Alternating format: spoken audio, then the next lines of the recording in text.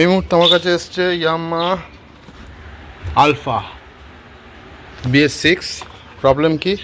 এর প্রবলেম হচ্ছে এর কোনো ইন্ডিকেটর কাজ করছে না। ঠিক আছে, স্টার্ট দিলাম, স্টার্ট হলো,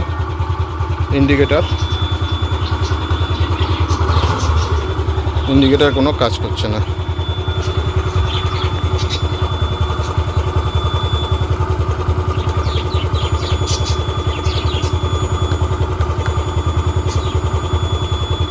ঠিক আছে, দেখা যাক গাড়ির প্রবলেম কি আছে সেটা দেখা যাক। চাবিটা বন্ধ করি।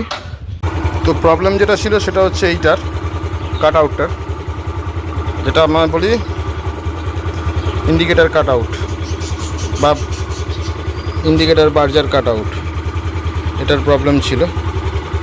এটা একটু পরিষ্কার করে লাগিয়ে দিলাম, তো এখন ভালোই কাজ করছে। দেখুন,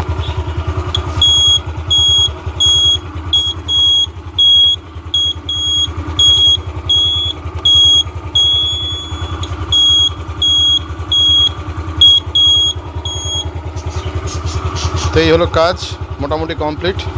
ঠিক আছে, কাস্টমারের